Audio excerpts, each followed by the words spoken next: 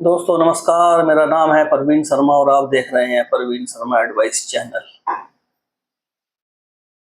दोस्तों आज हम बात करेंगे एक मेडिकल साइंस के ऊपर जिसको लोगों ने बहुत ज़्यादा भ्रमित कर दिया है और डॉक्टरों के खुद नहीं समझ में आता है कि आखिर मरीज को बीमारी क्या है। वो सिर्फ आपने देखा होगा कि पहले समय के जो हकीम और वैद्य हुआ करते थे वो नब्ज पकड़ के बता देते थे कि तुम्हारा लीवर फैटी है या तुम्हारी किडनी में प्रॉब्लम है या तुम्हारे शरीर के किस अंग में दिक्कत है।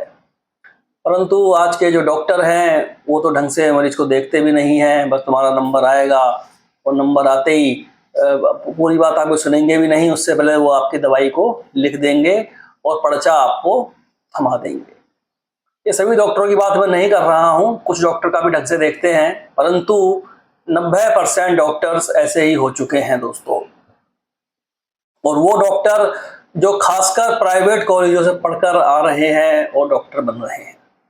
आने वाला समय दोस्तों डॉक्टर्स लाइन के लिए बहुत खतरनाक है और हमारी आपकी ज़िंदगी के लिए बहुत खतरनाक है, आने वाली पीढ़ी के लिए बहुत खतरनाक है।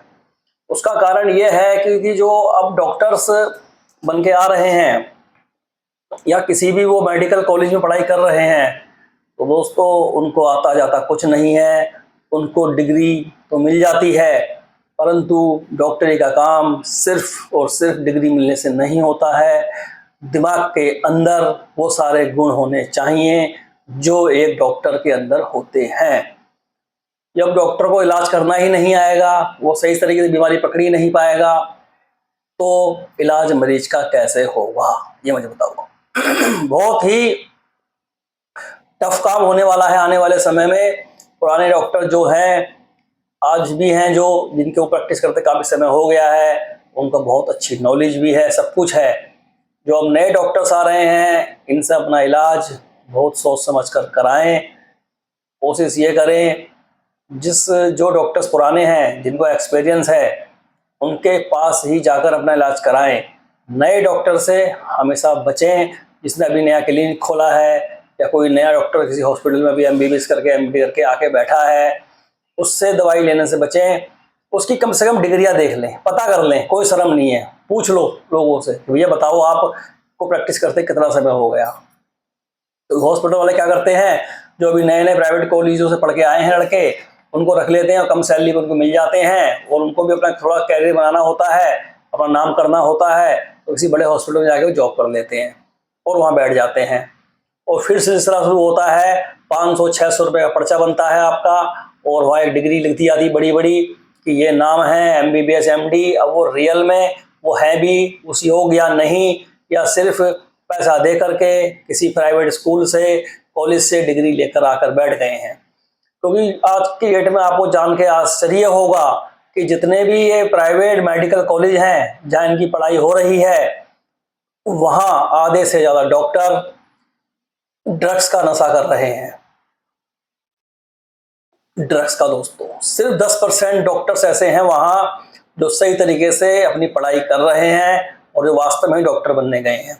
नहीं तो जितनी राजनीति, जितनी फालतू की बातें, जितने गलत काम और जितने नशे इन मेडिकल कॉलेजों में हो रहे हैं उतने नशे किसी भी आम कॉलेज में नहीं हो रहे हैं। जबकि ये एक डॉक्टर्स बनने गए हैं, उनको मालूम है भली भांति कि जो नशा हम कर रहे हैं इससे हमारे शरीर पे क्या परिणाम निकलेंगे। जो खुद ड्रग्स ले रहा हो, जो डॉक्टर और डॉक्टर्स की पढ़ाई कर रहा हो, वो क्या खाक इलाज करेगा आके मरीज का।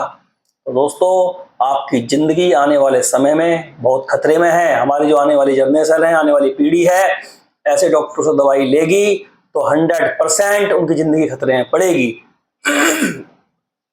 तो मैं आपको बता दूं, बहुत सोच समझ कर दवाई लें, बहुत नामी डॉक्टर से दवाई लें, पुराने डॉक्टर से दवाई लें। तो अभी तो क्या है ना, इनको एक्सपीरियंस तो है नहीं जरा सा भी, बस इनको तो नहीं तो ऐसे ऐसे डॉक्टर्स मैं आपको दिखा दूंगा जो सिर्फ और सिर्फ आपकी शक्ल देख के बता देंगे कि आपको फैटी लीवर है या आपकी किडनी में प्रॉब्लम है या आपके कई शरीर में अंग में दिक्कत है। और जो ये नए डॉक्टर्स हैं इनको तो मामूली मामूली बातों पे चेकअप चाहिए, चेकअप करा के ले आओ चेकअप। अरे चेकअप तो हम भी पढ़ लेंगे कि क्या आया है क्या नहीं, आप ही क्या पढ़ोगे उसको। तो कहने का मेरा मतलब दोस्तों ये है कि आपकी ज़िंदगी इतनी सस्ती नहीं है कि किसी भी डॉक्टर्स के पास जाके सिर्फ ये देख के कि यह बड़े हॉस्पिटल में जॉब कर रहा है और उससे आप दवाई ले लें, उसकी जांच पड़ताल कर लें। या तो डॉक्टर्स आपके फैमिली का होना चाहिए जो काफ़ी समय से आपको दवाई देते आ रहा है, कोई बात नहीं है। नए हॉस्पिटल में नया डॉक्टर कोई आया है तो बिना जांच पड़ताल करे, चाहे आपका ऑपरेशन होना है या आप किसी फिजिशियन से मिलने गए हैं या आपको किसी भी तरीके की दवाई आप लेने गए हैं, तो बहुत सोच समझ के लें। और दूसरा दोस्तों, कुछ लोग, मैं आपको एक मेडिकल करप्शन का मैं एक और बताऊंगा, जिसमें मैं आज जो मेडिकल की जो हेल्थ पॉलिसी होती है इसको मैं कवर करूंगा इसमें अब इसी वीडियो में। कुछ लोग जाकर के एडमिट हो जाते हैं ये सोच के कि मेरा मेडिकल क्लेम है, मेडिकल क्लेम वाले हॉस्पिटल जाके हो गए एडमिट और पता लगा आपकी सारे चेकअप नॉर्मल हैं और फिर आपका झगड़ा हो रहा है हॉस्पिटल वालों से। कंपनी मना कर रही है क्लेम देने को कि हम तो क्लेम देंगे नहीं, सब नॉर्मल है। तो कहीं ना कहीं डॉक्टर्स की फिर मजबूरी होती है कि रिपोर्टों में छेड़खानी उन्हें करनी पड़ती है और उनको मेडिकल क्लेम से पैसा लेना है, फिर वो उनको भेजते हैं, सही मरीज को भी गलत बता देते हैं कई बार वो लोग। तो इस तरीके का भी ध्यान रखें। कई तो हॉस्पिटल ऐसे भी हैं मुंबई वगैरह में, तो पॉलिसी वाले जो कस्ट मरीज हैं उनको भर्ती नहीं करते हैं कि भैया पॉलिसी हो तो हम नहीं करेंगे, आप क्लेम इनसे बाद में लेते रहना और हमारा फिलहाल आप पेमेंट कर जाओ।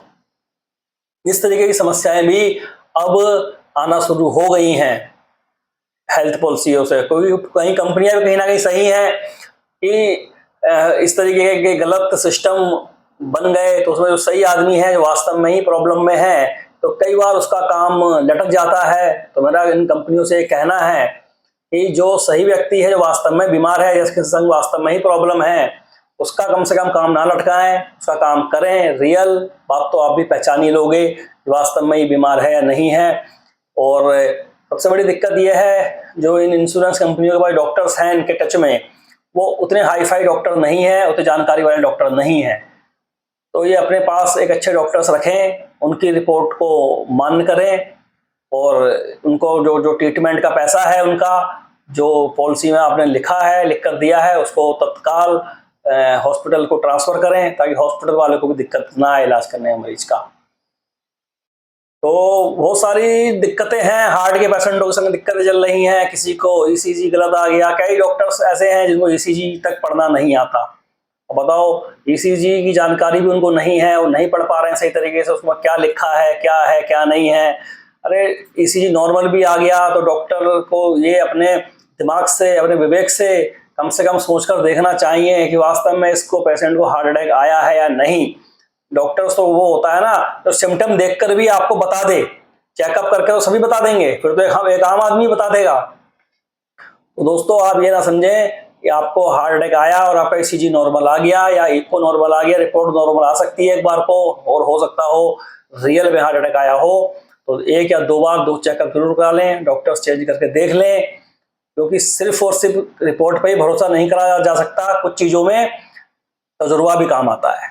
तो डॉक्टर्स मैं उसको मानता हूँ जो रिपोर्ट तो कराए, चेकअप तो कराए, परंतु वो देख के ही बता दे आधी बात। तो कुछ ऐसी बीमारियां हैं जिनको देख के ही बता दे कि भाई तुम्हें फैटी लीवर है या तुम्हारे को पैर सूजे हैं, किस बेस पे सूजे हैं ये।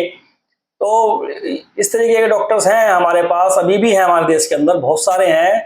लेकिन जो आने वाले जो समय के जो डॉक्टर हैं, जो 10-20 साल के बाद डॉक्टर्स आएंगे, तो अभी तो जो डॉक्टर्स हैं अच्छी पढ़ाई करके आए हैं वो तो सब अपना काम कर ही रहे हैं, तो बिल्कुल नए नए आ रहे हैं, इनके आने के बाद बहुत दिक्कतें आने वाली हैं आम जनता को। तो ठीक है दोस्तों, अपना ध्यान रखें, डॉक्टरी लाइन में एकदम से अंधविश्वास करके किसी डॉक्टर पर अपना इलाज ना कराएं। 1-2 डॉक्टरों को चेकअप करवा लें, 1-2 डॉक्टर से मिल लें, 1-2 डॉक्टर से ओपनिंग ले लें, भाई थोड़ा खर्चा 1000-2000 फालतू लग जाएगा आपका, लेकिन आप श्योर हो जाओगे, कन्फर्म हो जाओगे, तभी अपना इलाज कराएं दोस्तों। नमस्कार।